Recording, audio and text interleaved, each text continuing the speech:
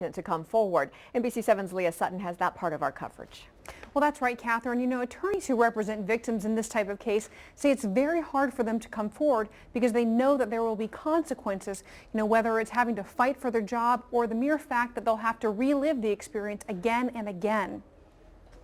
Bob Filner is tragically unsafe. There's been no shortage of voices speaking out against Mayor Bob Filner, but so far no accuser has come out to give a first-hand account of what happened or filed a lawsuit or legal claim.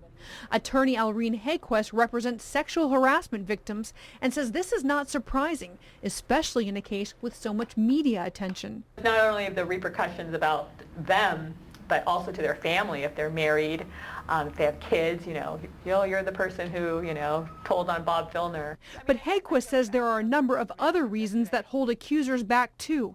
In employment cases, the #1 concern is they'll be fired. That's what a Riverside woman says happened to her when she reported she was fondled by a powerful man in her workplace.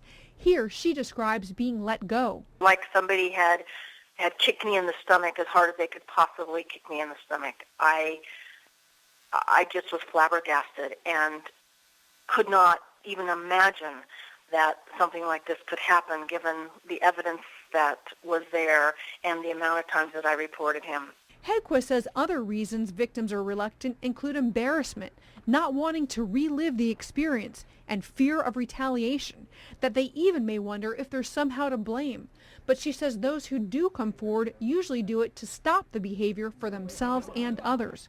Pam Luna says what she went through was scary and painful, but in the end, it was worth it. I don't regret it. I hope that more women will be in a place where they can speak up, because if we don't do that, it just gets swept under the rug and these people can continue to create damage and wreak havoc. Well, Haeggquist says that when someone comes forward with a sexual harassment complaint, ultimately people are going to find out about it, and that may even mean a future employer finds out that you sued your former employer. But in her opinion, the positives usually outweigh the negatives because the behavior eventually stops where it would otherwise just continue happening. Leah Sutton, NBC 7.